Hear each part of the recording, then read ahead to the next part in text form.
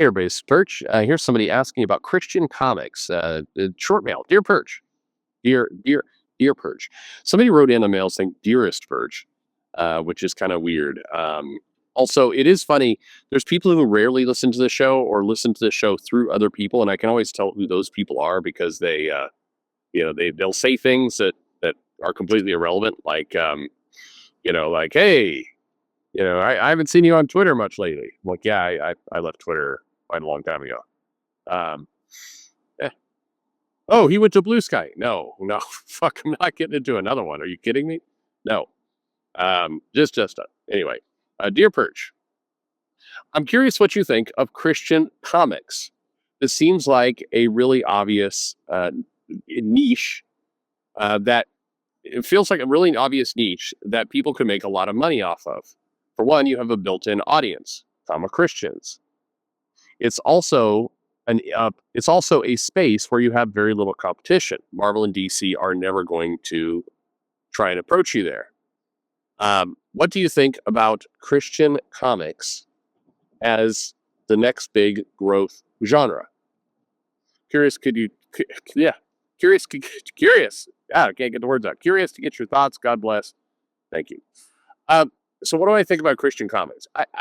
I think, look, you have to address this in lots of little pieces. As the next big growth genre, I guess growth can mean a lot of different things, but I mean, I think if you're saying that Christian comics could be the next kind of big, like horror or slice of life or kind of these other genres of comics, I don't think so. And my reason behind that is that, like, well, look, I mean, you would have seen it pop up in a place that makes more money. You would have seen it pop up in movies or novels or music or other things. And Christian movies, Christian music certainly exists, but it is a much smaller. I mean, it's just that's not a big industry. It's a fairly small part of the industry. It's a fairly small genre. So I guess I'm not exactly what you could say growth. I mean, if you go from 1% to 1.5%, that's growth. And if you start to get funny with the math, you could say, oh, it's 100% growth. But if I don't see the Christian genre in anything, frankly, overtaking like horror, sci-fi, Western, and even that, I think horror is still doing quite well. Sci-fi is probably doing a little worse than horror at the moment. Western doing kind of much worse than that. Christian probably below that. No, this is a commentary. If you're Christian right now, you're like, I knew Perch was a Satanist. No, I'm just those are business realities. It isn't there. I now can people do Christian comics and do well with them? I mean, like Doug Ernst has one. They do exist out there, and the challenge I think with Christian comics is you have two different routes you could kind of fall there. And one I think is better than others. One is better than the other. The first is you make a book that is entertaining, has good action, good twists, good mystery, whatever it happens to be. It's just a good, solid comic. And then it happens to be Christian based, or it invokes Christian themes. But it didn't set out to be a Christian book. It set out to be a entertaining book that is Christian or religious based, depending on where things are. And I think that's the better route because you can get people who are, a variety of different levels of Christian, somebody where that's a really big part of their life, somewhere it's a casual part of their life. If the story is entertaining, it'll work. Chronicles of Narnia as a book obviously had, very heavy Christian themes to it.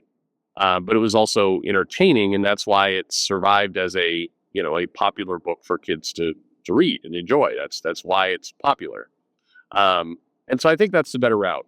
I think if you go the route of, I am a Christian writer, I hired a Christian artist and Christian colorist and Christian letterer, this book is Christian, and then I think I think you're basically only appealing to the people who are very, very strong Christians at that point, which is it becomes a segment of an audience, and you want to appeal to as broad an audience as possible. I'm not saying you shouldn't do Christian books. I'm just saying, depending on how you market and promote, it can, either help or hurt you. And so I think it's better to cast as wide a net as possible, but more than that, the story needs to be good. I think that a lot of people take shortcuts, or hope there's a shortcut that if they just kind of appeal to this group or say this thing or kind of market in this way, that it becomes a crutch or a shortcut to actually producing a good, interesting piece of work that people want to read. So I think that there's that. I mean, in general, by the way, the Christian tag it shouldn't be used as a deflection of criticism or a shield in which to hide behind. And there's definitely some people who do that. They're like, they'll act like, complete and absolute assholes, but then they'll throw in and I'm a Christian. And then you're like, well, you're an asshole. It's like, oh, you're attacking me for being Christian. It's like, no, I'm attacking you for the other 98%. I'm not that 2%. Arguably, y'all need to find Jesus. Like you're good. Like that's a good part of you. You should lean into that because it's the other 98% of your personality sucks. So I think, and you see that all too often with a number of things. People do that. In terms of Christian books at the big two, yeah, they're never going to do that. I mean, you get kind of vague themes, but I think, the big two, and I think, to their detriment, I think this is wrong of them. They've deprioritized some topics, and particularly some religious topics, because it's they're worried about offending somebody, but their concern about offending anyone kind of only extends to a couple topics. Like they're worried about offending one group. They're not worried about offending other groups, and so they'll offend those groups all day long. But they're not. You're not going to see a big Christian book. You're not even going to see characters lean into those themes very often. Like it feels like Marvel, like once every 4 years or so, is like, hey, Ben Grimm's Jewish. See, we care. We acknowledge religion. See, look, he's wearing one of those little tiny hats. He's got a yarmulke on, and he's Jewish.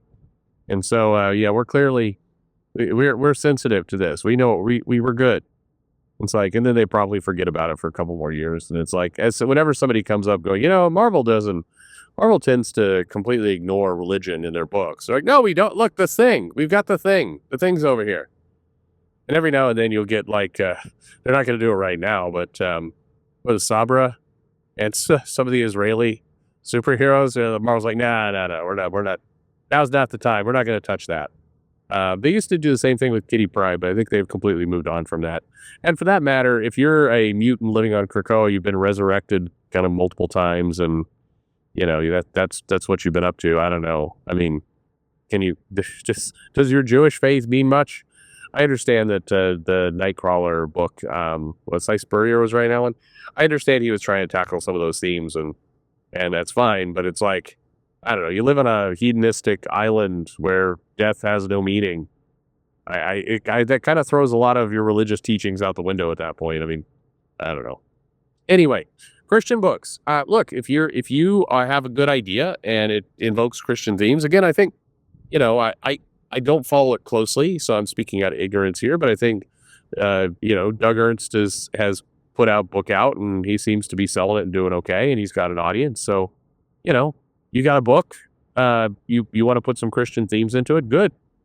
I mean, the one part of it's really good is if you have beliefs, right true to your beliefs, whatever they might be.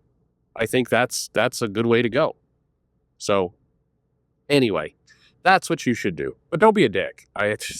Again, there's people who hide behind that. I'm Christian, and they just act like complete maniacs, and that's pretty shoddy. Your religion, whatever your religion is, certainly does not think you're being a good servant of Christ if you are acting that way and then using your religion as a shield.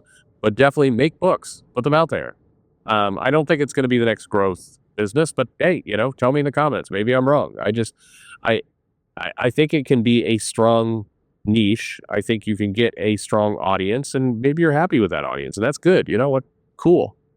That's all you need to do. Just get an audience. If it sustains you, if it's buying the books and put money in your pocket, and it makes it worth doing, and you feel good about yourself because you're leaning into your values and your themes. I mean, hell, you've. I shouldn't probably say hell as a response to that. But that's good. That's good. I mean, you've done it. You figured it out. Life's good. What else can we ask for? Anyway, thanks for listening.